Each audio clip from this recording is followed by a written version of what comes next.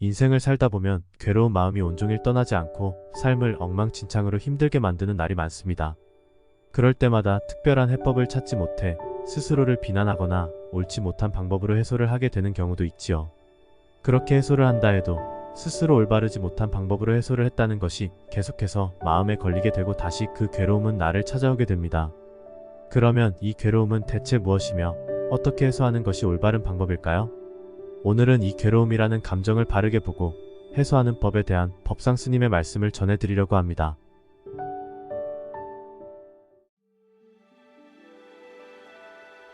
네, 반갑습니다. 이제 지금 반야심경 강의를 하는 중이고, 이제 시작 부분에 반야심경의 이제 핵심 부분이 이제 앞에 있다 그랬어요.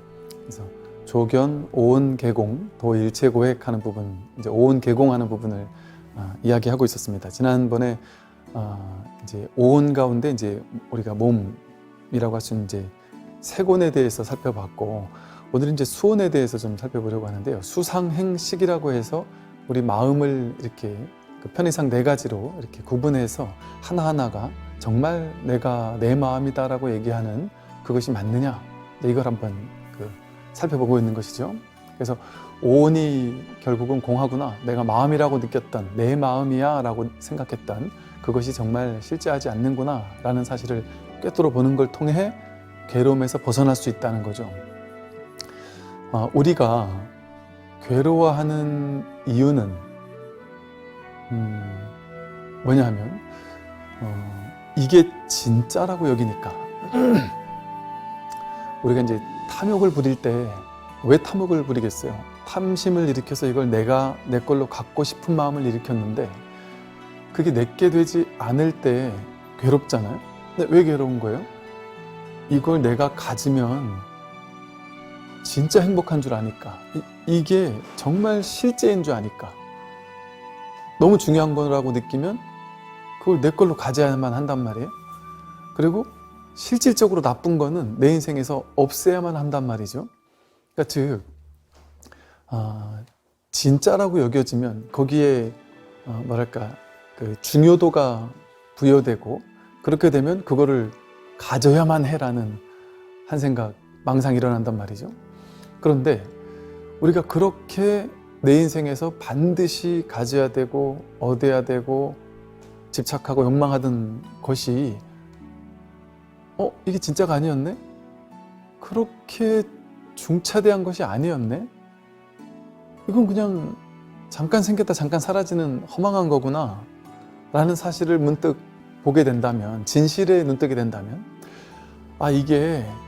이걸 내가 가지면 엄청나게 나에게 도움이 되는 너무 실제적인 건 줄 알았는데 이게 허상이었구나, 진짜가 아니었구나. 예를 들어 우리가 사막의 신기루를 보고 막 엄청 집착을 하면서 신기루를 향해 뛰어가고 있다가, 모두가 신기루를 향해 뛰어가고 있는데 야, 뛰어가지 마세요, 뛰어가지 마세요, 그건 욕심입니다, 집착입니다, 집착을 버리는 것이 진리의 길입니다, 아무리 얘기를 한들 그 사람들이 뛰어가는 걸 멈추겠어요? 절대 안 멈춥니다. 근데 그 사람들을 멈추게 하는 딱 하나의 방법이 있어요. 불교는 무집착의 종교예요. 여러분, 불자가 되려면 집착하지 마십시오. 무소유를 실천하셔야 됩니다. 이렇게 억지로 실천하라고 막 해봐야 실천이 되냔 말이죠. 실천이 잘 안 됩니다. 근데 이 공부는 유의 조작이 아니란 말이에요. 진실을 볼 뿐이란 말이에요. 진실에 눈뜨게 해주고 진실을 바로 보게만 해주면, 정견하게만 하면 저절로 집착은 그냥 없어지지 말라고 해도 집착은 없어질 수밖에 없는 거죠. 그러니까 이렇게 불교는 바로 보는 게 중요한 거예요. 진실에 눈뜨는 게 중요한 거죠. 근데 우리는 이 세상 모든 것들이, 물질적인 정신적인 모든 것들이 진짜라고 느끼는 이 한 생각 망상에서부터 그거를 취하려는 마음이 생기고, 취하거나 버리려는 마음이 생기고, 그게 안 되니까 괴로움이 생긴단 말이죠. 그래서 우리는 이제 유의 조작의 공부가 아니다 이렇게 얘기를 해요. 불교는 유의 조작의 공부가 아니다 그렇게 얘기를 합니다. 그래서 우리는 이제 이 세상 공부는, 출세간이 아닌 이 세상의 공부들은 전부 다 자꾸 뭘 하라고 그래요. 유의 조작을 하도록 해요. 열심히 공부하고 착하게 살아야 된다. 이게 착한 거니까 착한 건 적극적으로 실천해라. 착한 거를 실천하지 않으면 지옥 간다. 나쁜 거를 자꾸 하면 지옥 간다. 이렇게 해서 착한 건 자꾸 갈고 닦도록 하고 나쁜 거는 자꾸 하지 않도록 한단 말이에요. 근데 불교는 이게 좋은 거니까 그건 적극적으로 해. 이거는 유의 조작이에요. 방편으로는 그렇게 하지만, 방편으로는 그렇게 말하지만 그런 유의 조작에는 그렇게 큰 관심이 없단 말이에요. 이 공부에서는. 그저 바르게 보는 안목을 중요시 여길 뿐이에요. 바른 안목이 있느냐, 이게 중요한 거예요. 그러니까 정견이 중요하단 말이에요. 바른 견해, 불지견. 바른 지견을 갖추고 있느냐.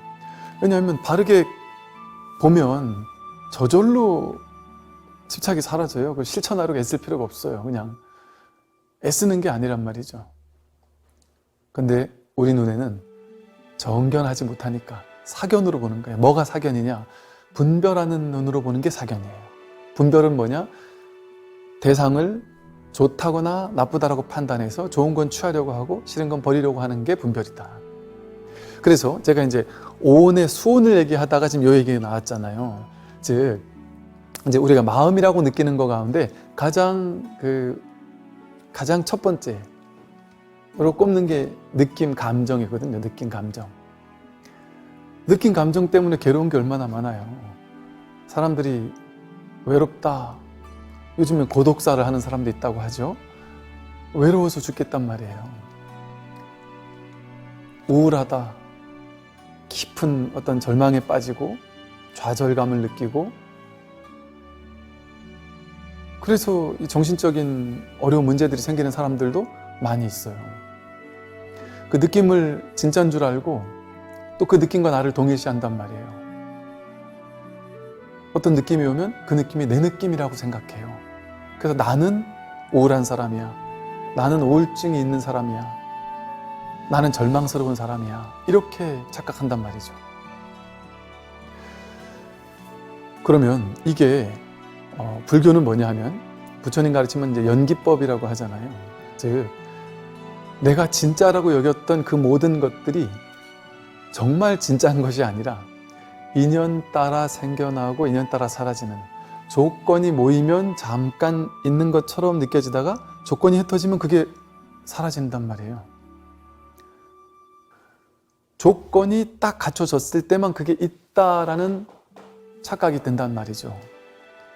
그렇게 인연 따라 생겨나고 인연 따라 사라지는 것, 그거는 실제한다라고 하지 않아요. 근데 우리는 인연 따라 생겨나고 사라지는 걸 실제한다고 착각하는 데서 그거를 더 취하고 싶거나 더 밀쳐내고 싶거나 하는 망상이, 취사간택심이 일어난단 말이죠. 그러면 어떤 조건 속에서 어떤 인연, 여러 가지 인연이 화합하면 느낌이 일어나거든요. 느낌이라는 것은 느낌이 공하다, 느낌이 실제가 아니다, 오온이 개공이다라는 사실을 바라보려면 느낌이 어떻게 일어나는가, 어떤 조건 속에서 일어나는가를 보면 되겠죠.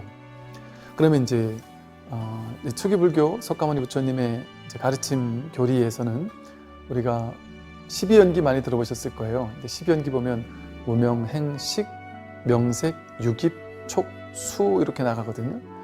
즉 식, 명색, 유깁, 촉, 수라고 나가요. 그러니까 수가 느낌이에요. 느낌. 이 느낌이 어떻게 일어나냐면 식과 명색과 유깁이 접촉할 때, 이걸 이제 3사화합이라고 해요.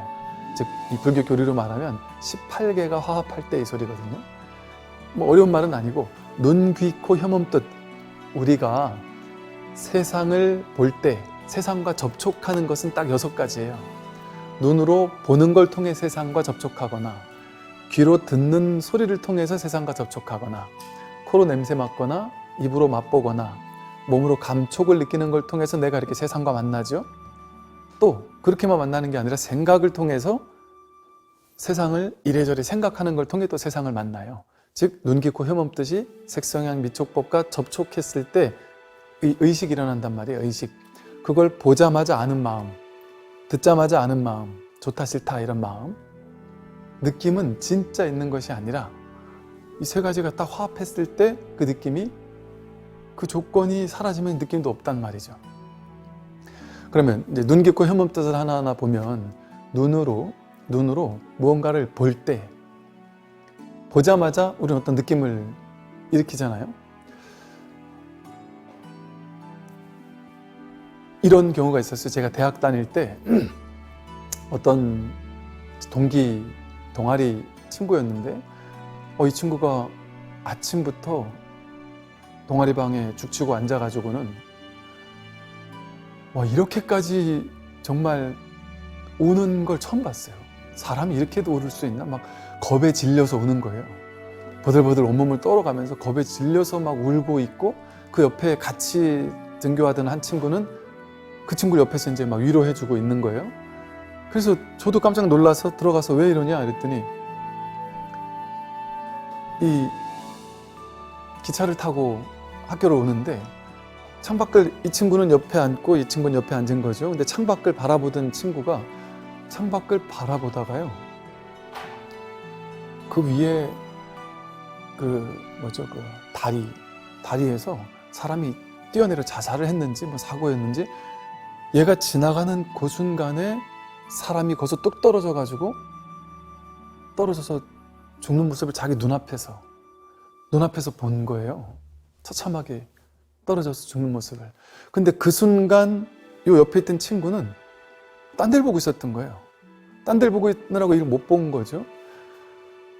이거를 눈동자가, 이 친구는 눈동자가 여기가 있었고 이 친구는 다른 데가 있었겠죠. 눈동자가. 그러니까 못 봤겠죠. 이 친구는, 이걸 본 친구는 하루 종일 너무 우울하고 눈물을 흘리면서 사람 죽는 걸 태어나서 이렇게 이럴 수 있다는 게 너무 충격적인 걸 목격한 거예요. 그 너무 괴로운 느낌이, 그 느낌이 막 우울하고 절망스럽고 막 이런 마음이 연기됐을 거 아니에요. 즉 눈으로 본다라는 인연이 접촉하는 걸 통해서 그런 감정이 올라오잖아요. 그죠? 그런데 똑같은 사건이 분명히 같은 공간 속에 일어났는데도 불구하고 이 사람은 안근, 눈을 가지고 저 색경, 경계를 보지 않았단 말이에요. 즉 조건이, 보세요. 눈동자가 여기가 있을 때 감정이, 이 사람은 막 죽을 것 같은 괴로운 감정이 일어났어요. 근데 옆에 친구는 똑같은 공간에서 똑같은 출근 중에 눈동자가 다른 데가 있었다라는 그 조건 때문에 이 사람에게는 그 괴로움이 연기되지 않았어요. 그러니까 이 친구는 막 괴로워 죽을 것처럼 바들바들 떨고 있는데 옆에 있는 친구는 아무렇지도 않단 말이죠. 그러면서 이 친구를 그저 위로해 줄 뿐이란 말이죠. 그러니까 즉 이렇게 작은 조건 하나에 따라서 감정이 올라오기도 하고 올라오지 않기도 하잖아요. 이렇게 이 조건이 정말 웃기지 않나요? 우리는 감정이 막 죽을 것처럼 괴로운 마음, 막 화나는 마음, 이런 마음이 올라오면 그거에 화병이 걸리기도 하잖아요. 그것 때문에 온몸이 막 바들바들 떨리기도 하고, 어떤 사람은 그것 때문에 쓰러지기도 하잖아요. 그죠? 근데 그 실제 같은 감정 있잖아요. 그 감정에 내가 사로잡히면 죽을 것처럼 괴로운데, 심지어 어떤 특정한 감정에 사로잡히는 사람은 그때의 그 트라우마가 10년, 20년 유지되기도 하거든요. 그런데 그러니까 그 감정이라는 건 실제잖아. 실제처럼 느껴진단 말이에요, 우리에게. 근데 그게 진짜 실제였냔 말이죠. 조건이, 눈동자의 조건에 따라서 제가 눈동자를 이렇게 이 사람을 보느냐, 1mm 옆에 있는 이 사람을 보느냐에 따라서 내 마음에 감정이 올라오기도 하고 올라오지 않기도 하잖아요. 그러니까 이게 되게 허망하지 않나요? 조건이 어떻게 화합하냐에 따라서, 인연이 어떻게 화합하냐에 따라서 우리는 고작 상대방의 눈동자 하나에 내가 막 울고 웃을 수 있는 사람이라니까요. 심지어 어떤 사람이 나에게 심각하게 자존심 상하는 말을 직장에서, 내 부하 직원도 있는데 더 높은 사람이 나에게 자존심 상하는 말을, 욕을 한번 했다. 그 말 한마디가 이 사람을 분노케 해서 너무 우울했던 나머지 그 말을 듣고 자살할 수도 있거든요, 예를 들면. 그런데 그렇게 그 사람이 막 괴로워서 자살하고 싶을 만큼 괴로웠던 그 마음을 촉발한 조건이 뭐냔 말이에요. 말 한마디거든요. 아까 본다라는 인연으로 우리가 감정이 올라오잖아요. 그렇듯이 이렇게 소리를 듣는 이 인연으로 죽고 싶은 감정이 올라올 수도 있어요. 그럼 그 소리가, 그 욕설이 나를 괴롭혔다, 나를 우울하게 했다, 나를 죽음으로 몰았다 이렇게 느끼지만 사실은 소리라는 조건이 나를 죽게 할 수 있을 만한 그런 필요 충분 조건이 될까요? 그렇지 않단 말이에요. 그건 그냥 조건이 이렇게도 화합하고 저렇게도 화합하는 것일 뿐이었단 말이죠. 그러니까 그 조건이 이렇게 저렇게 화합하느냐에 따라서 내가 그렇게까지 이룰 수 있는 게 왜 그럴까요? 그걸 내가 조건이 화합했을 뿐인데 그걸 실제라고 집착했기 때문에 그래요. 다만 조건의 차이일 뿐인데 그것만 바뀌더라도 똑같이 친구들이 20년 전에 학교 화장실에서 내가 화장실 안에 있는 줄도 모르고 바깥에 친구들이 나를 욕했어요. 그래서 그게 나랑 절친했던 친구들인데 다른 친구랑 같이 내 욕을 했다. 그걸 내가 들었다. 그 들었다라는 인연 때문에 이제 평생 그 친구랑 막 절교하면서 이 친구는 제가 왜 저러는지 모르고 절교당한 채 이 친구는 절친했던 친구한테 이렇게 배신당했다는 느낌 때문에 한 20년을 상처받고 살 수도 있어요. 예를 들면. 그러고 나서 20년 만에 그 친구를 다시 만나서 대면대면해서 넌 도대체 그 당시 그때 20년 전에 도대체 하루아침에 갑자기 나한테 왜 그렇게 등을 돌리고 나를 미워하기 시작했냐. 우리 친했었잖아. 지금이라도 우리 좀 시간도 지났는데 한번 얘기해보자. 시간 지났으니까 얘기할게. 너 20년 전에 나 그 소리 들었어. 너가 친구들하고 내 욕하는 거 들었어, 화장실에서. 그 얘기를 했단 말이야. 그때 이 친구가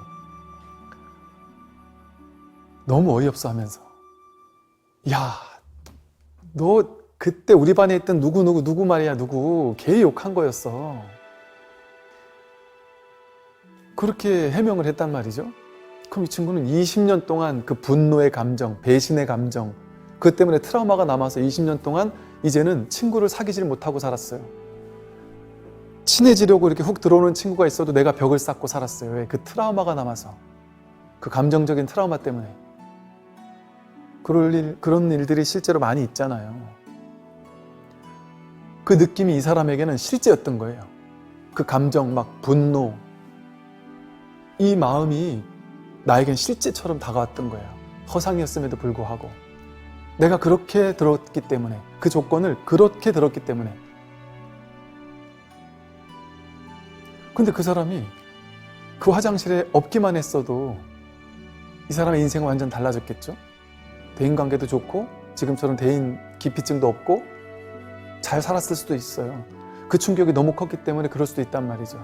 이렇게 우리는 조건 따라 감정이나 느낌이 생겨날 뿐인데 조건 따라 생겨나는 것은 실제가 아니에요.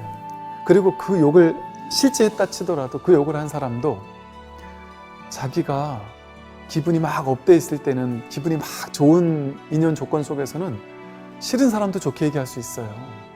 근데 본인이 너무 스트레스 받고 막 괴로운 상황에서는 좋은 사람도 좀 싫게 말할 수도 있거든요. 자기도 그냥 인연 따라 조건 따라 그렇게 말이 나오는 거예요. 내가 그렇게 말하고 싶어 말하는 게 아니라. 이렇게 인연 따라 인연이 화합하는 거예요, 그냥. 그러면 그것에 따라서 감정이 생겨나는 거예요. 그런데 그렇게 어떤 특정 조건이 생기면 우리는 거기에 따라 어떤 느낌이 일어나요. 느낌이 일어납니다. 근데 그 느낌은 조건 따라 생긴 느낌이 때문에 실제가 아니에요. 제가 10대, 20대 때 혼자 여행을 떠나보니까 너무 외롭더란 말이죠. 지독하게 외롭더라고요. 혼자 도대체 여행 떠난 사람 왜 이러지? 이해를 못하겠다 싶었단 말이에요. 근데 나도 모르게 자꾸 혼자서 여행을 자꾸 가게 되는 거예요. 그 외로움이 그렇게 싫은데도 불구하고. 나중에 보니까 그 홀로 있는 뚝 떨어지는 나와 일상에서 완전 홀로 뚝 벗어나서 혼자 있는 그 외로움 속으로 뛰어드는 게 그게 한편으로는 싫은데 한편으로는 그게 그리운 거예요. 그 외로움 속으로 훅 들어가서 그 속에 있으니까 이게 싫지가 않은 거예요. 왠지 모르게. 왜 그러지? 몰랐었어요. 가만히 보니까 그 외로움, 그때는 제가 나는 원래 외로운 사람인가 봐 이렇게 생각했어요. 외로운 내가 있다고 생각했단 말이에요. 나는 외로운 사람이야. 우울한 사람들 그러잖아요. 나는 우울증 있는 사람이야. 난 우울해 이런단 말이에요. 나는 우울해가 아니라 인연 따라 조건 따라 우울함이 생겨난 것 뿐이었단 말이죠. 외로운 사람이 조건을 바꾸면 막 친구들과 막 재밌게 놀고 이런 조건으로 바뀌면 그 우울함이 사라져요.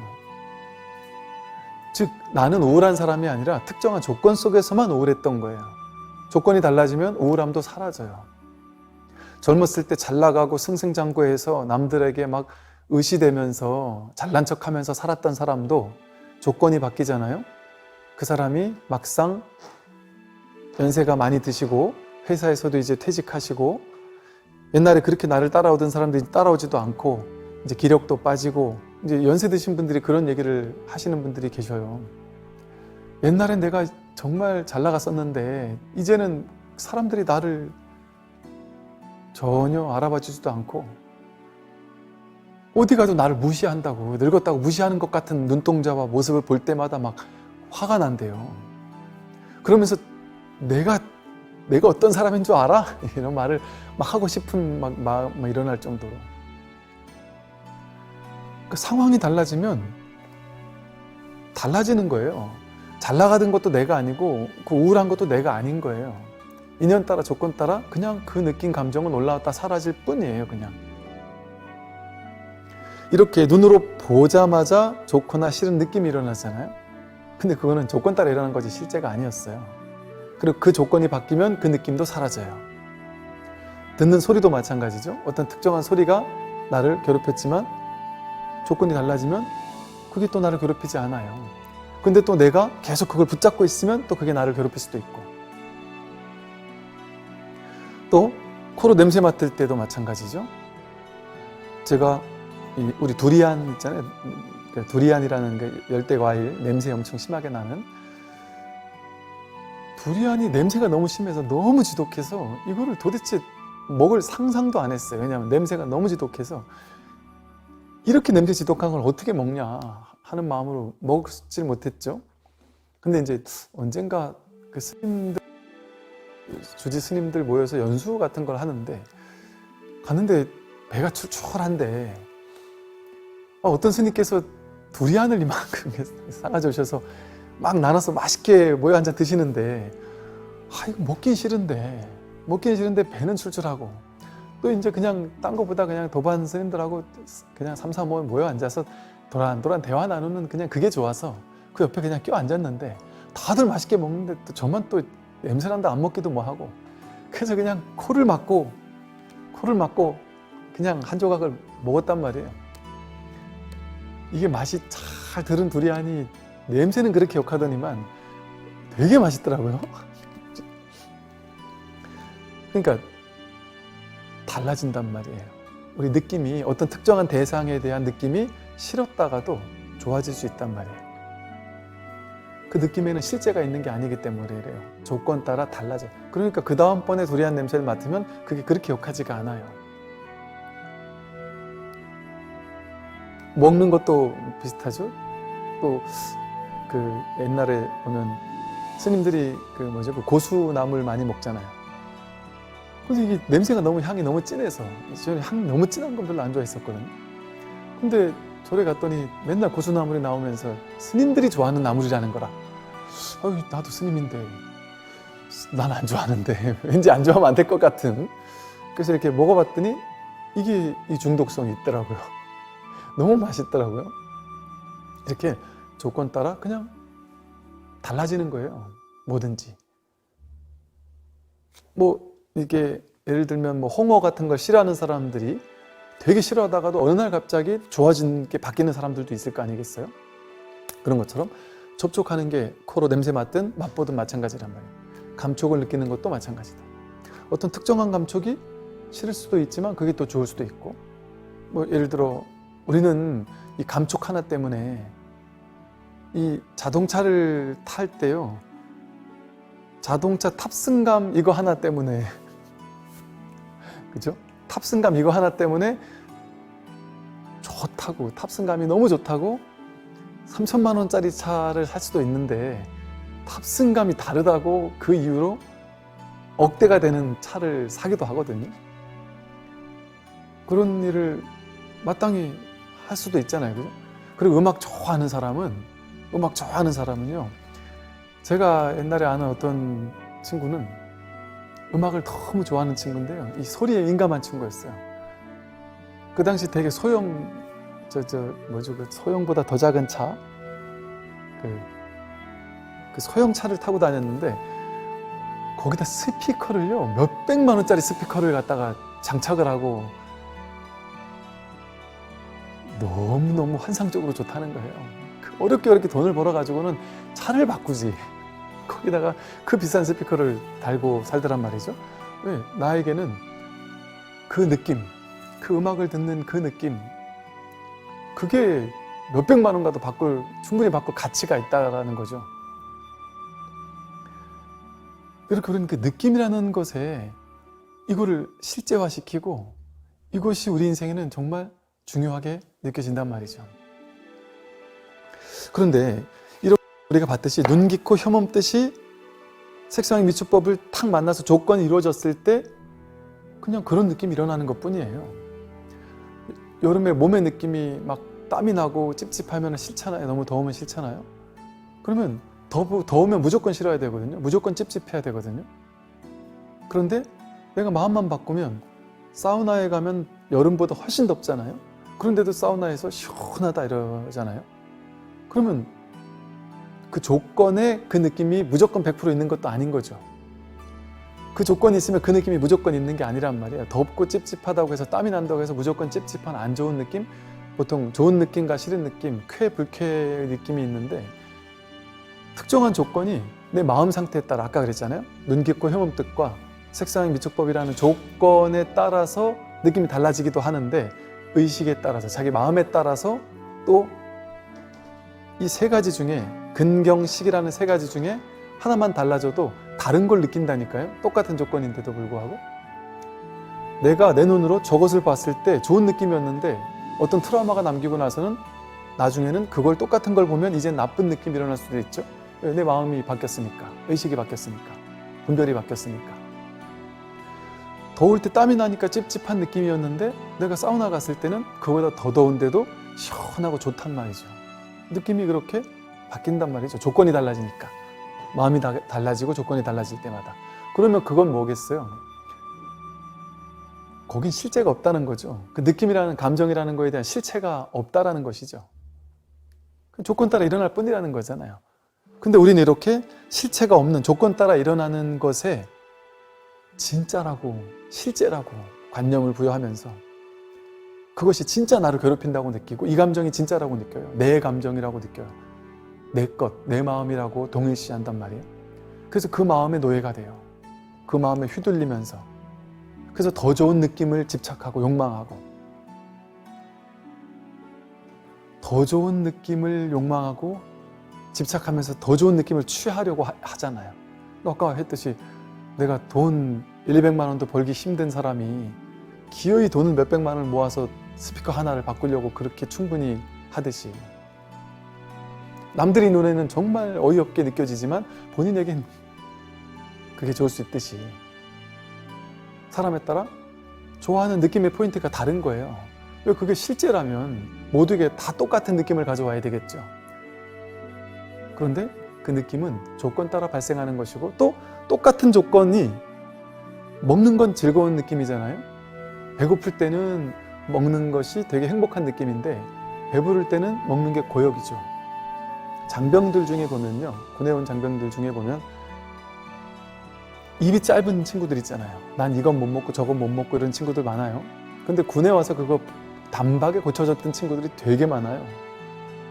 그래서 제가 이제 군에 와서 좋았던 점 이렇게 장점, 좋았던 점을 막 적어보라고 이렇게 숙제를 내줬던 적이 있었거든요. 그때 이제 적었던 걸 보니까 그런 얘기 많더라고요.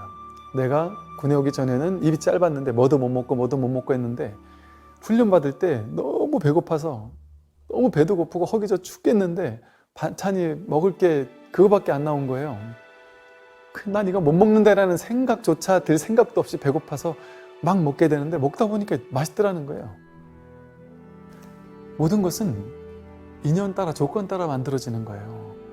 근데 이것을 모르니까 우리는 이 느낌을 실제화시키니까 우리는 느낌에 얼마나 많이 휘둘리며 삽니까? 느낌 때문에 괴로워 죽잖아요, 사람이. 좋은 느낌을 찾아서, 아까 말했듯이 좋은 느낌을 찾아서 수백, 수천, 수억을 투자하기도 하잖아요. 또 그게 뭔 실제가 있다고. 저한테 옛날에 그런 중년의 거사님이셨는데 진짜 어디에다가 말할 수도 없고 부끄러워서 말하기도 부끄럽고 스님 앞에서 고백한다면서 이렇게 어디 신부님한테 가서 고해성사 하듯이 저한테 와서 참여한다고 하면서 전 어떻게 해야 될까요? 했던 분이 계셨어요. 뭐였냐면 자식도 있고 보살님도 계시는데 바람이 난 거예요, 쉽게 말해. 어떤 아줌마가 좋아 죽겠는 거예요. 둘이 서로 눈이 맞은 거예요. 안 만나면 만나고 싶어 죽겠다는 거예요. 그 만나려니까 이제 주변 사람들이 볼까봐 못 만나니까 둘이서 한 2시간쯤 멀리 떨어져서 만나는 거예요. 어쩌다 한 번씩 데이트를 하는 거예요. 그것도 뭐겠어요. 그 느낌, 그 사람을 봤을 때 그 막 그냥 설레는 느낌, 옛날에 20대 때 막 사랑했던 그 느낌이 되살아나는 것 같고, 그 느낌이 실제인 줄 알고 그 느낌이 실제 같잖아요. 너무 생생하게 느껴지잖아요, 그 순간은. 그죠? 그러니까 그 느낌에 속아가지고 해서는 안 된다고 머리는 다 알아요. 그런데 이 조건이 맞으면 이 느낌은 올라온다니까요. 그러니까 사실은 그런 느낌이 올라오는 것 자체를 가지고 죄의식을 느낄 필요는 없습니다.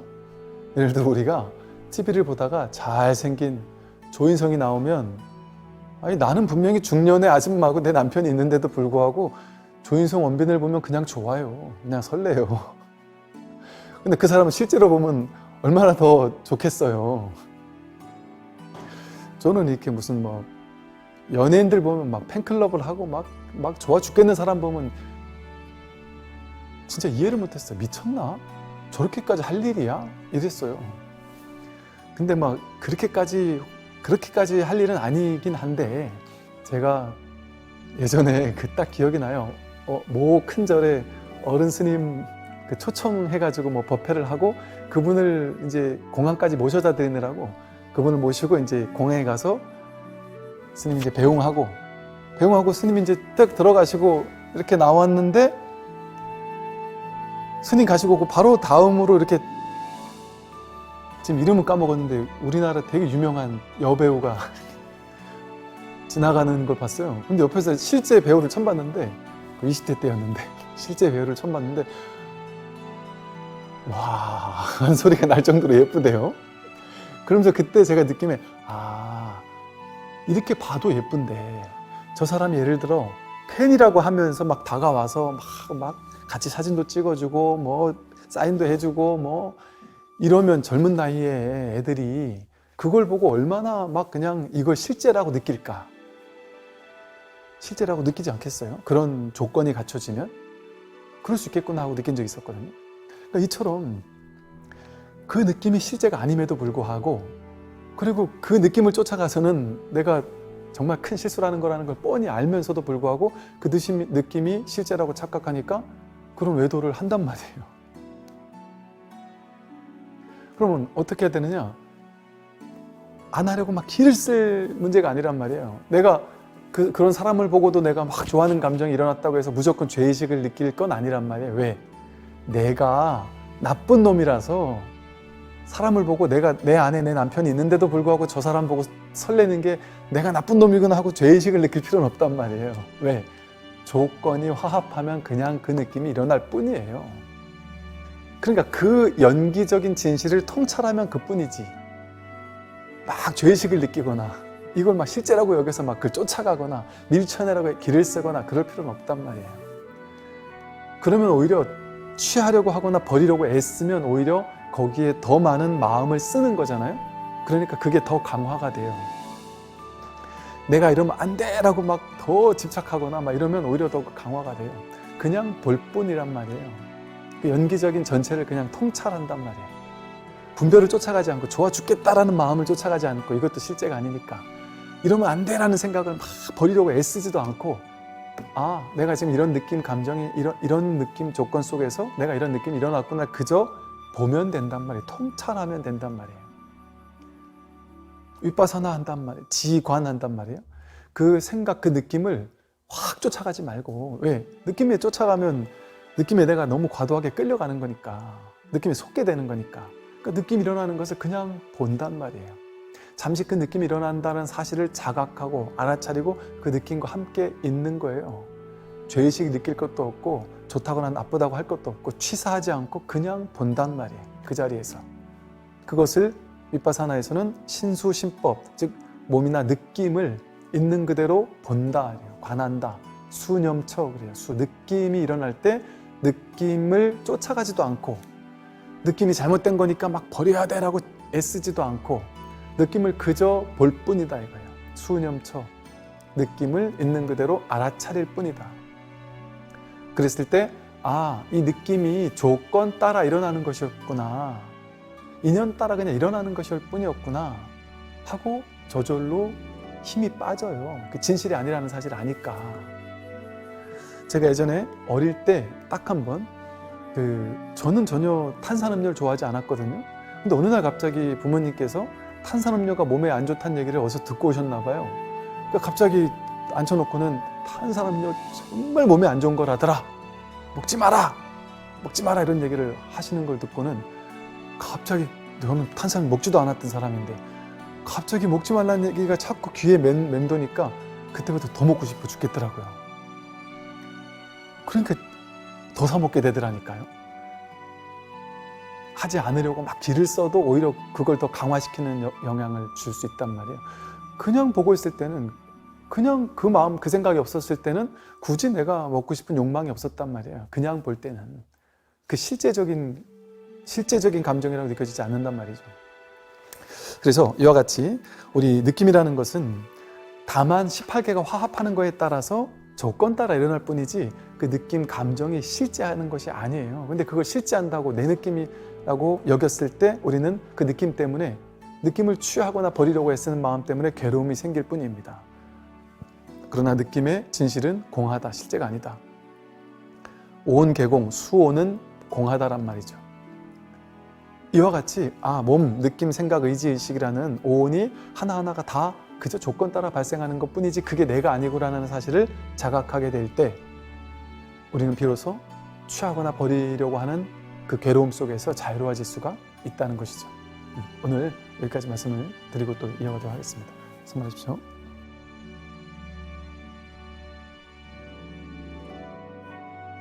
네, 반갑습니다. 이제 지금 반야심경 강의를 하는 중이고 이제 시작 부분에 반야심경의 이제 핵심 부분이 이제 앞에 있다 그랬어요.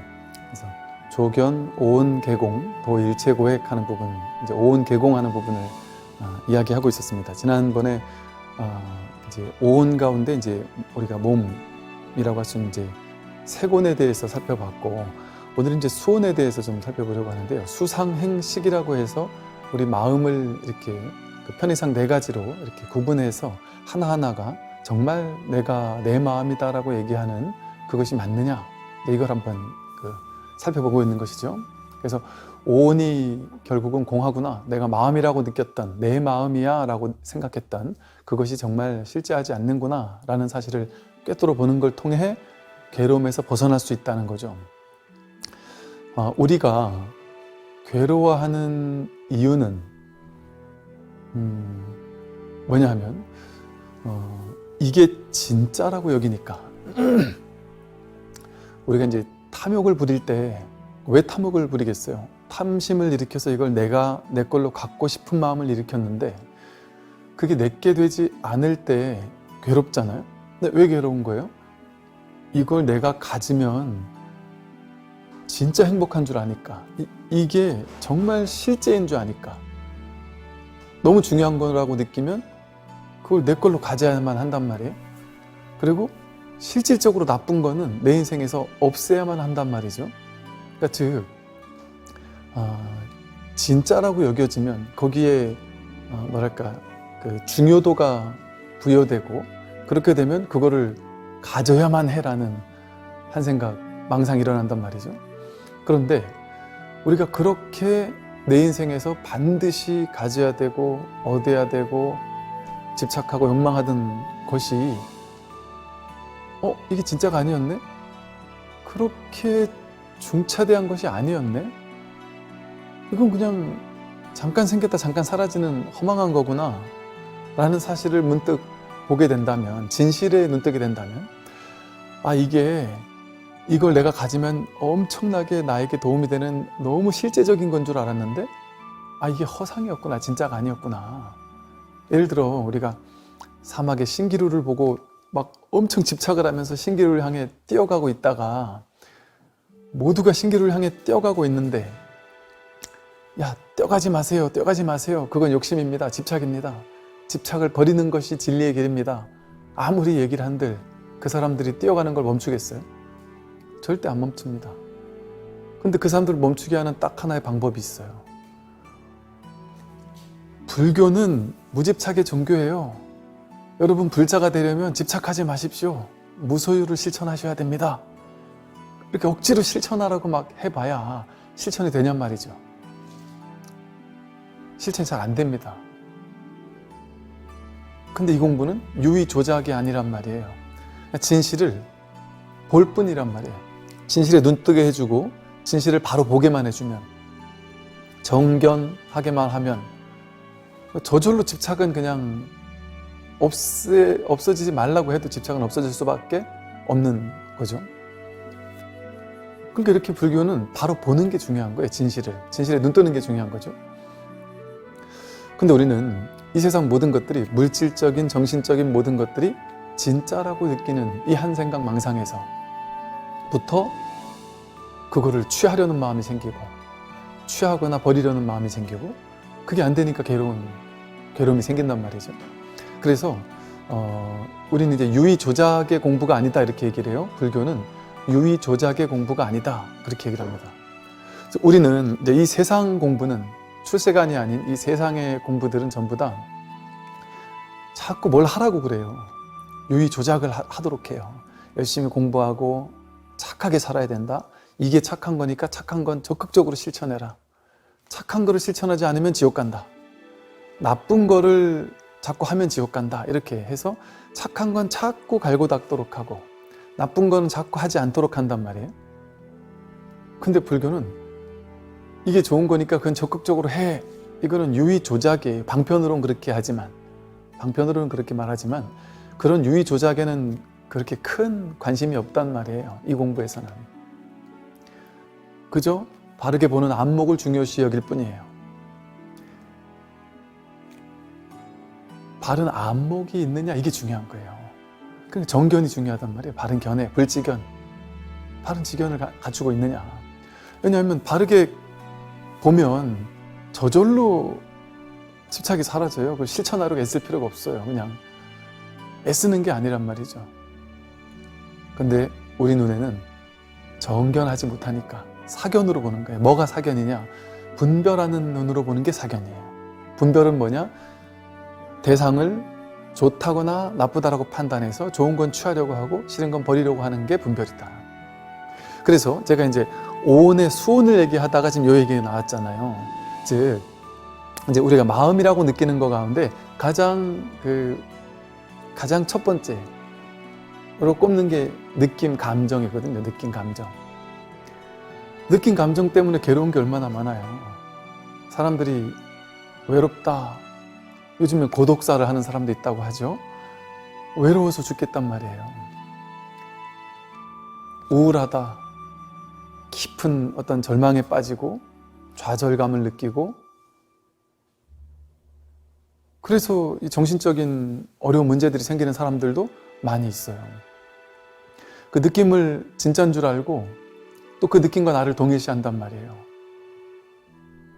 어떤 느낌이 오면 그 느낌이 내 느낌이라고 생각해요. 그래서 나는 우울한 사람이야. 나는 우울증이 있는 사람이야. 나는 절망스러운 사람이야. 이렇게 착각한단 말이죠. 그러면 이게 불교는 뭐냐 하면 부처님 가르치면 이제 연기법이라고 하잖아요.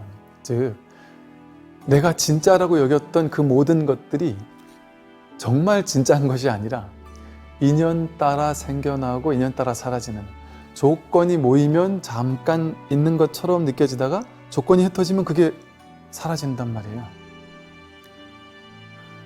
조건이 딱 갖춰졌을 때만 그게 있다라는 착각이 든단 말이죠. 그렇게 인연 따라 생겨나고 인연 따라 사라지는 것, 그거는 실제한다라고 하지 않아요. 근데 우리는 인연 따라 생겨나고 사라지는 걸 실제한다고 착각하는 데서 그거를 더 취하고 싶거나 더 밀쳐내고 싶거나 하는 망상이, 취사간택심이 일어난단 말이죠.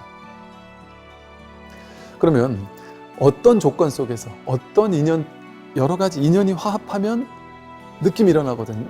느낌이라는 것은 느낌이 공하다, 느낌이 실제가 아니다, 오온이 개공이다라는 사실을 바라보려면 느낌이 어떻게 일어나는가, 어떤 조건 속에서 일어나는가를 보면 되겠죠.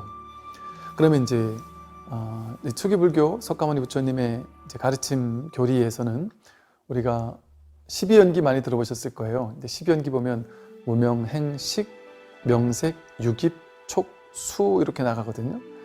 즉 식, 명색, 유깁, 촉, 수라고 나가요. 그러니까 수가 느낌이에요, 느낌. 이 느낌이 어떻게 일어나냐면 식과 명색과 유깁이 접촉할 때, 이걸 이제 3, 4 화합이라고 해요. 즉 이 불교 교리로 말하면 18개가 화합할 때 이 소리거든요.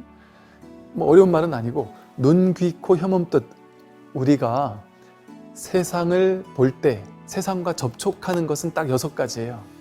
눈으로 보는 걸 통해 세상과 접촉하거나, 귀로 듣는 소리를 통해서 세상과 접촉하거나, 코로 냄새 맡거나, 입으로 맛보거나, 몸으로 감촉을 느끼는 걸 통해서 내가 이렇게 세상과 만나죠. 또 그렇게만 만나는 게 아니라 생각을 통해서 세상을 이래저래 생각하는 걸 통해 또 세상을 만나요. 즉 눈, 귀, 코, 혀몸, 뜻이 색성향, 미촉법과 접촉했을 때 의식이 일어난단 말이에요. 의식. 그걸 보자마자 아는 마음, 듣자마자 아는 마음, 좋다 싫다 이런 마음. 느낌은 진짜 있는 것이 아니라 이 3가지가 딱 화합했을 때 그 느낌이, 그 조건이 사라지면 느낌도 없단 말이죠. 그러면 이제 눈, 귀, 코, 혀몸, 뜻을 하나하나 보면 눈으로 무언가를 볼 때 보자마자 우리는 어떤 느낌을 일으키잖아요. 이런 경우가 있었어요. 제가 대학 다닐 때 어떤 동아리 친구였는데 이 친구가 아침부터 동아리방에 죽치고 앉아가지고는 와, 이렇게까지 정말 우는 걸 처음 봤어요. 사람이 이렇게도 울을 수 있나? 막 겁에 질려서 우는 거예요. 버들버들 온몸을 떨어가면서 겁에 질려서 막 울고 있고, 그 옆에 같이 등교하던 한 친구는 그 친구 옆에서 이제 막 위로해주고 있는 거예요. 그래서 저도 깜짝 놀라서 들어가서 왜 이러냐 그랬더니, 이 기차를 타고 학교로 오는데 창밖을, 이 친구는 옆에 앉고 이 친구는 옆에 앉은 거죠. 근데 창밖을 바라보던 친구가 창밖을 바라보다가요, 그 위에 그 다리에서 사람이 뛰어내려 자살을 했는지 뭐 사고였는지, 얘가 지나가는 그 순간에 사람이 거기서 뚝 떨어져서 죽는 모습을 자기 눈앞에서 본 거예요. 처참하게 떨어져서 죽는 모습을. 근데 그 순간 요 옆에 있던 친구는 딴 데를 보고 있었던 거예요. 딴 데를 보고 있느라고 이걸 못 본 거죠. 이거를 눈동자가, 이 친구는 눈동자가 여기가 있었고 이 친구는 다른 데가 있었겠죠. 눈동자가. 그러니까 못 봤겠죠. 이 친구는, 이걸 본 친구는 하루 종일 너무 우울하고 눈물을 흘리면서 사람 죽는 걸 태어나서 이렇게 이럴 수 있다는 게 너무 충격적인 걸 목격한 거예요. 그 너무 괴로운 그 느낌이 막 우울하고 절망스럽고 막 이런 마음이 연기됐을 거 아니에요. 즉 눈으로 본다라는 인연이 접촉하는 걸 통해서 그런 감정이 올라오잖아요. 그죠? 그런데 똑같은 사건이 분명히 같은 공간 속에 일어났는데도 불구하고 이 사람은 안근, 눈을 가지고 저 색경, 경계를 보지 않았단 말이에요. 즉 조건이 보세요. 눈동자가 여기가 있을 때 감정이 이 사람은 막 죽을 것 같은 괴로운 감정이 일어났어요. 근데 옆에 친구는 똑같은 공간에서 똑같은 출근 중에 눈동자가 다른 데가 있었다라는 그 조건 때문에 이 사람에게는 그 괴로움이 연기되지 않았어요. 그러니까 이 친구는 막 괴로워 죽을 것처럼 바들바들 떨고 있는데 옆에 있는 친구는 아무렇지도 않단 말이죠. 그러면서 이 친구를 그저 위로해 줄 뿐이란 말이죠. 그러니까 즉 이렇게 작은 조건 하나에 따라서 감정이 올라오기도 하고 올라오지 않기도 하잖아요. 이렇게 이 조건이 정말 웃기지 않나요? 우리는 감정이 막 죽을 것처럼 괴로운 마음, 막 화나는 마음, 이런 마음이 올라오면 그거에 화병이 걸리기도 하잖아요. 그것 때문에 온몸이 막 바들바들 떨리기도 하고 어떤 사람은 그것 때문에 쓰러지기도 하잖아요. 그죠? 근데 그 실제 같은 감정 있잖아요. 그 감정에 내가 사로잡히면 죽을 것처럼 괴로운데 심지어 어떤 특정한 감정에 사로잡히는 사람은 그때의 그 트라우마가 10년, 20년 유지되기도 하거든요. 그런데 그러니까 그 감정이라는 건 실제잖아. 실제처럼 느껴진단 말이에요, 우리에게. 근데 그게 진짜 실제였냔 말이죠. 조건이 눈동자의 조건에 따라서 제가 눈동자를 이렇게 이 사람을 보느냐 1mm 옆에 있는 이 사람을 보느냐에 따라서 내 마음에 감정이 올라오기도 하고 올라오지 않기도 하잖아요. 그러니까 이게 되게 허망하지 않나요?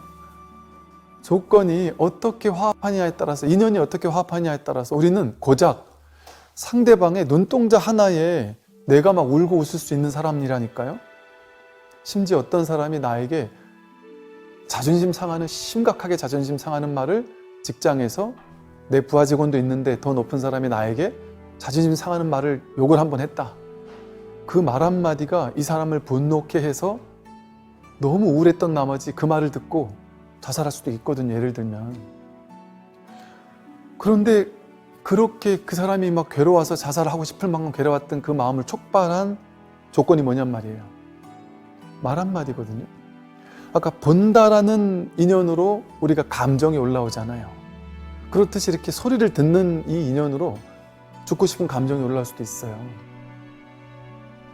그럼 그 소리가, 그 욕설이 나를 괴롭혔다, 나를 우울하게 했다, 나를 죽음으로 몰았다 이렇게 느끼지만 사실은 소리라는 조건이 나를 죽게 할 수 있을 만한 그런 필요 충분 조건이 될까요? 그렇지 않단 말이에요. 그건 그냥 조건이 이렇게도 화합하고 저렇게도 화합하는 것일 뿐이었단 말이죠. 그러니까 그 조건이 이렇게 저렇게 화합하느냐에 따라서 내가 그렇게까지 이룰 수 있는 게 왜 그럴까요? 그걸 내가 조건이 화합했을 뿐인데 그걸 실제라고 집착했기 때문에 그래요. 다만 조건의 차이일 뿐인데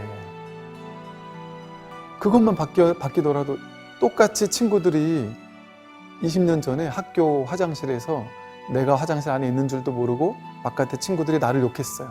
그래서 그게 나랑 절친했던 친구들인데 다른 친구랑 같이 내 욕을 했다. 그걸 내가 들었다. 그 들었다라는 인연 때문에 이제 평생 그 친구랑 막 절교하면서 이 친구는 제가 왜 저러는지 모르고 절교당한 채 이 친구는 절친했던 친구한테 이렇게 배신당했다는 느낌 때문에 한 20년을 상처받고 살 수도 있어요. 예를 들면. 그러고 나서 20년 만에 그 친구를 다시 만나서 대면대면해서 넌 도대체 그 당시 그때 20년 전에 도대체 하루아침에 갑자기 나한테 왜 그렇게 등을 돌리고 나를 미워하기 시작했냐. 우리 친했었잖아. 지금이라도 우리 좀 시간도 지났는데 한번 얘기해보자. 시간 지났으니까 얘기할게. 너 20년 전에 나 그 소리 들었어. 너가 친구들하고 내 욕하는 거 들었어. 화장실에서. 그 얘기를 했단 말이야. 그때 이 친구가 너무 어이없어 하면서 야, 너 그때 우리 반에 있던 누구 말이야 누구 걔 욕한 거였어. 그렇게 해명을 했단 말이죠. 그럼 이 친구는 20년 동안 그 분노의 감정, 배신의 감정, 그것 때문에 트라우마가 남아서 20년 동안 이제는 친구를 사귀질 못하고 살았어요. 친해지려고 이렇게 훅 들어오는 친구가 있어도 내가 벽을 쌓고 살았어요. 왜? 그 트라우마가 남아서. 그 감정적인 트라우마 때문에. 그런 일들이 실제로 많이 있잖아요. 그 느낌이 이 사람에게는 실제였던 거예요.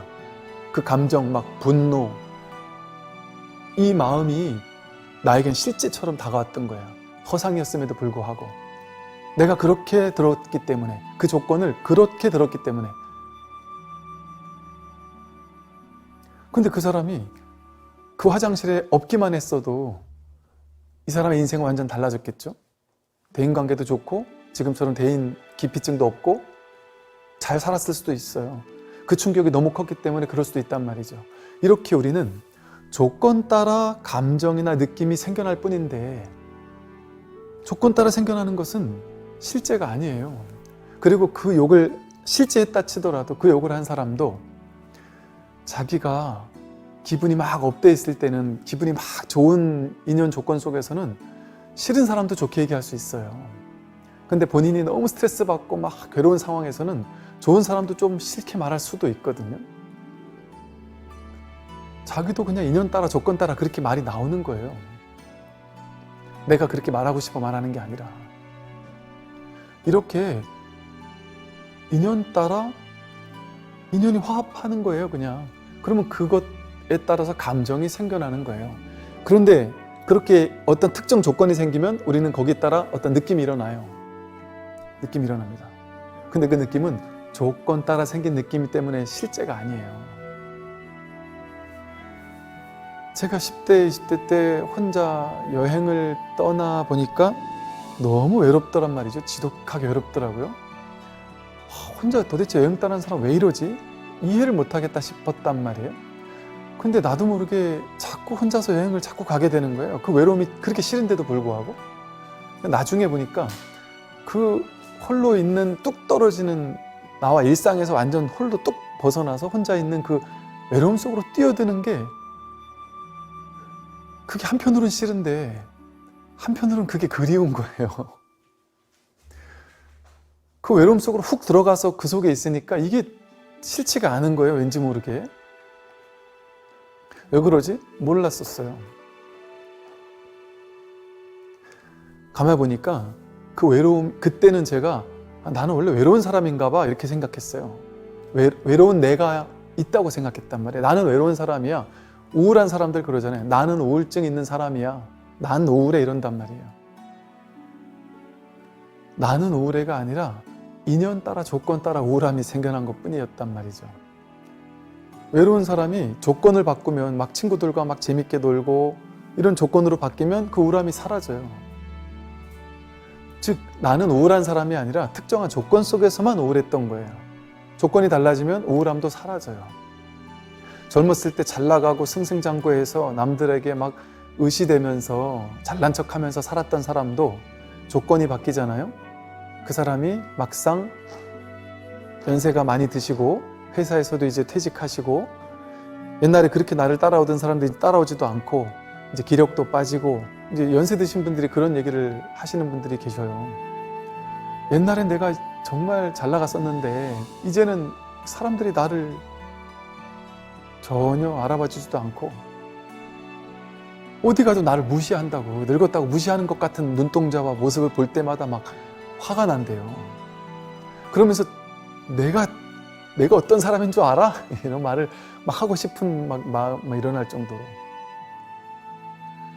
그 상황이 달라지면 달라지는 거예요. 잘 나가던 것도 내가 아니고 그 우울한 것도 내가 아닌 거예요. 인연 따라 조건 따라 그냥 그 느낀 감정은 올라왔다 사라질 뿐이에요. 그냥 이렇게 눈으로 보자마자 좋거나 싫은 느낌이 일어나잖아요. 근데 그거는 조건 따라 일어난 거지 실제가 아니었어요. 그리고 그 조건이 바뀌면 그 느낌도 사라져요. 듣는 소리도 마찬가지죠. 어떤 특정한 소리가 나를 괴롭혔지만 조건이 달라지면 그게 또 나를 괴롭히지 않아요. 근데 또 내가 계속 그걸 붙잡고 있으면 또 그게 나를 괴롭힐 수도 있고, 또 코로 냄새 맡을 때도 마찬가지죠. 제가 우리 두리안 있잖아요. 두리안이라는 그 열대 과일 냄새 엄청 심하게 나는, 두리안이 냄새가 너무 심해서 너무 지독해서 이거를 도대체 먹을 상상도 안 했어요. 왜냐하면 냄새가 너무 지독해서 이렇게 냄새 지독한 걸 어떻게 먹냐. 하는 마음으로 먹질 못했죠. 근데 이제 언젠가 그 스님들, 주지 스님들 모여서 연수 같은 걸 하는데 가는데 배가 출출한데 어떤 스님께서 두리안을 이만큼 싸가져 오셔서 막 나눠서 맛있게 모여 앉아 드시는데 이거 먹긴 싫은데 배는 출출하고 또 이제 그냥 딴 거보다 그냥 도반 스님들하고 그냥 삼삼오오 모여 앉아서 도란도란 대화 나누는 그냥 그게 좋아서 그 옆에 그냥 껴 앉았는데 다들 맛있게 먹는데 또 저만 또 냄새난다 안 먹기도 뭐하고 그래서 그냥 코를 막고 그냥 한 조각을 먹었단 말이에요. 이게 맛이 잘 들은 두리안이 냄새는 그렇게 역하더니만 되게 맛있더라고요. 그러니까 달라진단 말이에요. 우리 느낌이 어떤 특정한 대상에 대한 느낌이 싫었다가도 좋아질 수 있단 말이에요. 그 느낌에는 실제가 있는 게 아니기 때문에 그래요. 조건 따라 달라져요. 그러니까 그 다음번에 두리안 냄새를 맡으면 그게 그렇게 역하지가 않아요. 먹는 것도 비슷하죠. 또 그 옛날에 보면 스님들이 그 고수나물 많이 먹잖아요. 근데 이게 냄새가 향이 너무 진해서 저는 향 너무 진한 건 별로 안 좋아했었거든요. 근데 절에 갔더니 맨날 고수나물이 나오면서 스님들이 좋아하는 나물이라는 거라. 나도 스님인데 난 안 좋아하는데 왠지 안 좋아하면 안 될 것 같은. 그래서 이렇게 먹어봤더니 이게 이 중독성이 있더라고요. 너무 맛있더라고요. 이렇게 조건 따라 그냥 달라지는 거예요. 뭐든지. 이게 예를 들면 홍어 같은 걸 싫어하는 사람들이 되게 싫어하다가도 어느 날 갑자기 좋아지는 게 바뀌는 사람들도 있을 거 아니겠어요? 그런 것처럼 접촉하는 게 코로 냄새 맡든 맛보든 마찬가지란 말이에요. 감촉을 느끼는 것도 마찬가지다. 어떤 특정한 감촉이 싫을 수도 있지만 그게 또 좋을 수도 있고 예를 들어 우리는 이 감촉 하나 때문에 이 자동차를 탈 때요. 자동차 탑승감 이거 하나 때문에 그죠? 탑승감 이거 하나 때문에 좋다고 탑승감이 너무 좋다고 3천만 원짜리 차를 살 수도 있는데 탑승감이 다르다고 그 이유로 억대가 되는 차를 사기도 하거든요. 그런 일을 마땅히 할 수도 있잖아요. 그죠? 그리고 음악 좋아하는 사람은요. 제가 옛날에 아는 어떤 친구는 음악을 너무 좋아하는 친구인데요. 이 소리에 민감한 친구였어요. 그 당시 되게 소형, 그 소형보다 더 작은 차, 그 소형 차를 타고 다녔는데 거기다 스피커를요, 몇백만 원짜리 스피커를 갖다가 장착을 하고 너무너무 환상적으로 좋다는 거예요. 어렵게 돈을 벌어가지고는 차를 바꾸지. 거기다가 그 비싼 스피커를 달고 살더란 말이죠. 왜? 나에게는 그 느낌, 그 음악을 듣는 그 느낌, 그게 몇백만 원 가도 충분히 바꿀 가치가 있다라는 거죠. 그런 그 느낌이라는 것에 이거를 실제화시키고 이것이 우리 인생에는 정말 중요하게 느껴진단 말이죠. 그런데 우리가 봤듯이 눈, 귀, 코, 혀 몸뜻이 색상의 미축법을 탁 만나서 조건이 이루어졌을 때 그냥 그런 느낌이 일어나는 것뿐이에요. 여름에 몸의 느낌이 막 땀이 나고 찝찝하면 싫잖아요. 너무 더우면 싫잖아요. 그러면 더우면 무조건 싫어야 되거든요. 무조건 찝찝해야 되거든요. 그런데 내가 마음만 바꾸면 사우나에 가면 여름보다 훨씬 덥잖아요. 그런데도 사우나에서 시원하다 이러잖아요. 그러면 그 조건에 그 느낌이 무조건 100% 있는 것도 아닌 거죠. 그 조건이 있으면 그 느낌이 무조건 있는 게 아니란 말이에요. 덥고 찝찝하다고 해서 땀이 난다고 해서 무조건 찝찝한 안 좋은 느낌?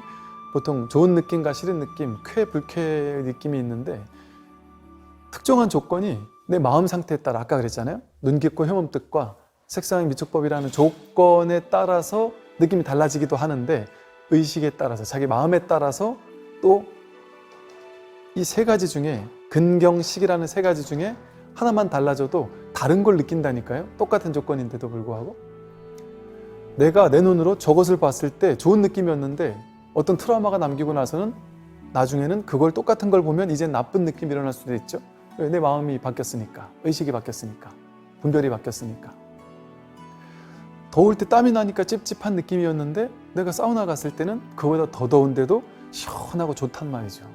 느낌이 그렇게 바뀐단 말이죠. 조건이 달라지니까. 마음이 달라지고 조건이 달라질 때마다. 그러면 그건 뭐겠어요? 거긴 실제가 없다는 거죠. 그 느낌이라는, 감정이라는 거에 대한 실체가 없다라는 것이죠. 조건 따라 일어날 뿐이라는 거잖아요.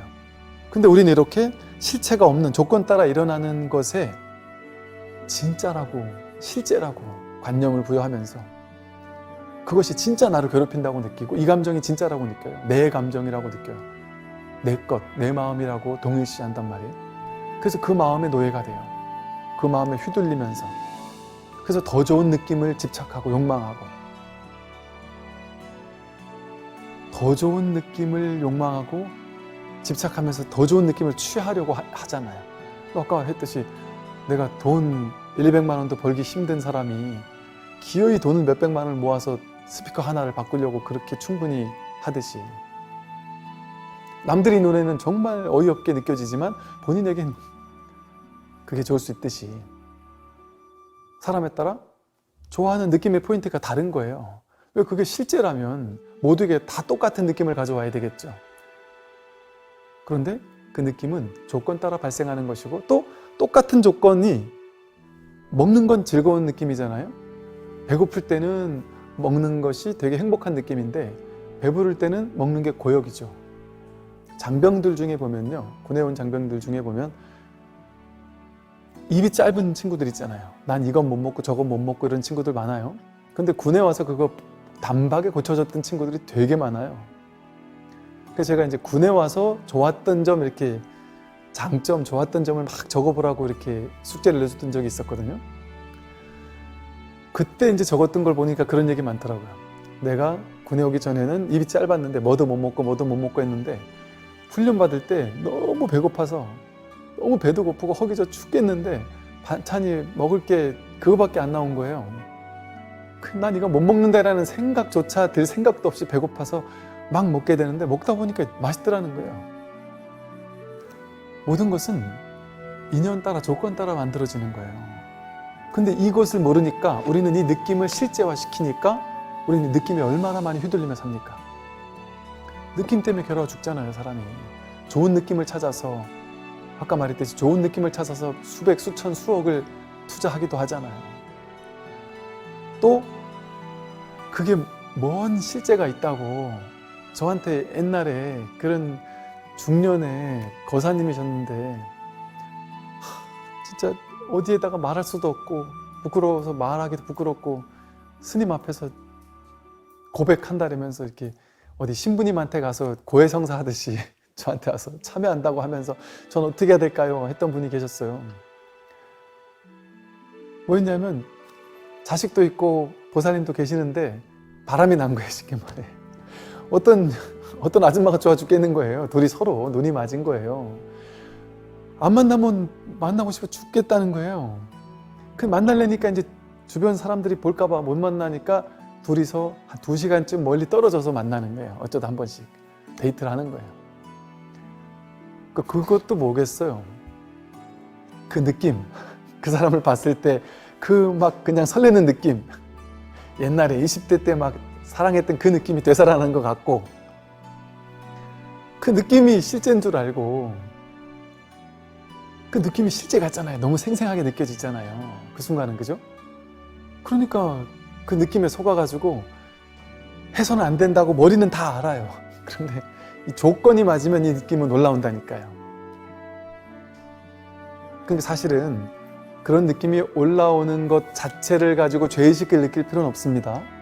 예를 들어 우리가 TV를 보다가 잘생긴 조인성이 나오면, 아니 나는 분명히 중년의 아줌마고 내 남편이 있는데도 불구하고 조인성 원빈을 보면 그냥 좋아요. 그냥 설레요. 근데 그 사람은 실제로 보면 얼마나 더 좋겠어요. 저는 이렇게 무슨 뭐 연예인들 보면 막 팬클럽을 하고 막 좋아 죽겠는 사람 보면 진짜 이해를 못했어요. 미쳤나? 저렇게까지 할 일이야? 이랬어요. 근데 막 그렇게까지 그렇게까지 할 일은 아니긴 한데 제가 예전에 그 딱 기억이 나요. 모 큰 절에 어른 스님 그 초청해가지고 뭐 법회를 하고 그분을 이제 공항까지 모셔다 드리느라고 그분을 모시고 이제 공항에 가서 스님 이제 배웅하고 스님이 이제 딱 들어가시고 이렇게 나왔는데 스님 가시고 바로 다음으로 이렇게 지금 이름은 까먹었는데 우리나라 되게 유명한 여배우가 지나가는 걸 봤어요. 근데 옆에서 실제 배우를 처음 봤는데 그 20대 때였는데 실제 배우를 처음 봤는데 와 하는 소리가 날 정도로 예쁘대요. 그러면서 그때 제가 느낌에 이렇게 봐도 예쁜데 저 사람이 예를 들어 팬이라고 하면서 막 다가와서 막 같이 사진도 찍어주고 뭐 사인도 해주고 뭐 이러면 젊은 나이에 애들이 그걸 보고 얼마나 막 그냥 이걸 실제라고 느낄까? 실제라고 느끼지 않겠어요? 그런 조건이 갖춰지면 그럴 수 있겠구나 하고 느낀 적이 있었거든요. 그러니까 이처럼 그 느낌이 실제가 아님에도 불구하고 그리고 그 느낌을 쫓아가서는 내가 정말 큰 실수라는 거라는 걸 뻔히 알면서도 불구하고 그 느낌이 실제라고 착각하니까 그런 외도를 한단 말이에요. 그러면 어떻게 해야 되느냐?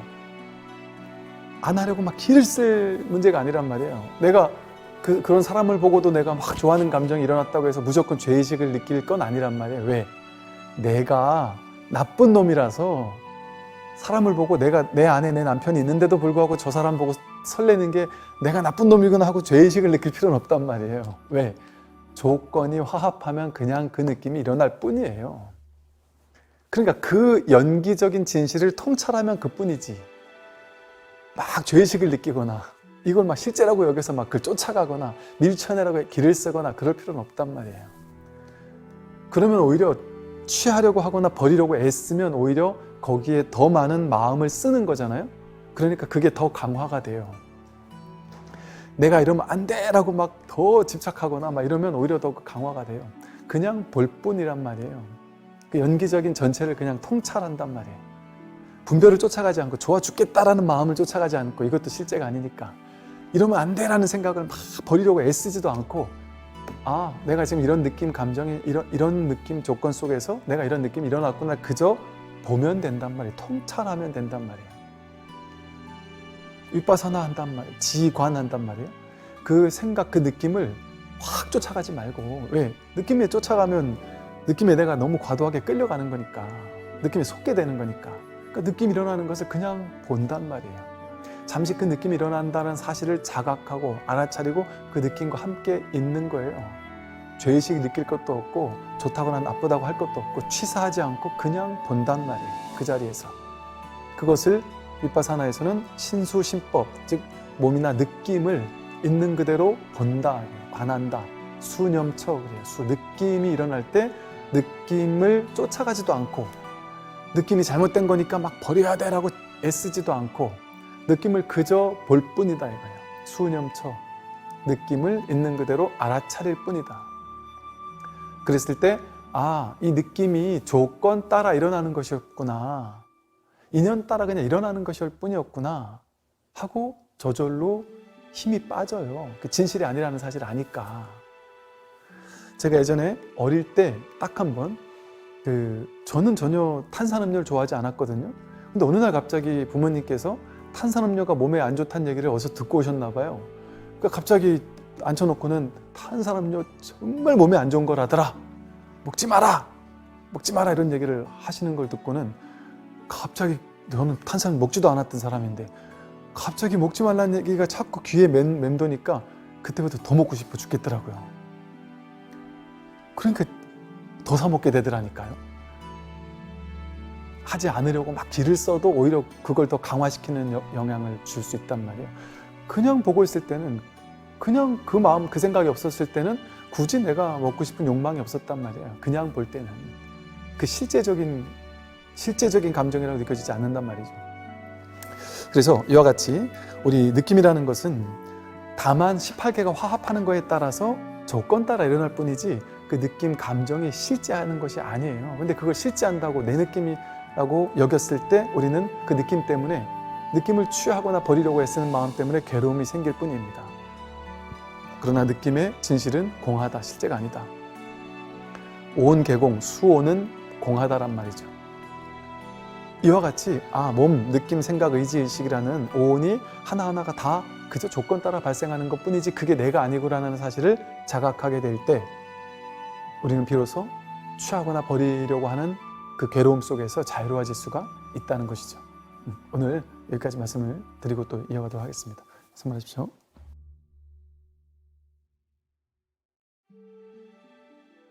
여러분, 법상 스님의 말씀 어떠셨나요? 저는 어떤 감정에 대해 이렇게도 저렇게도 휘둘리지 않고 그저 바라본다, 직관한다는 부분이 참 좋았습니다. 괴로움이라는 것은 마음이고 그것을 완벽하게 없앨 수는 없겠지요. 하지만 적어도 그 괴로움을 정확히 바라보고 올바르게 대처하는 자세만큼은 가질 수 있을 것 같습니다. 여러분도 삶을 힘들게 만드는 괴로움이라는 감정에 대해 조금 더 자유로워지셨길 바랍니다.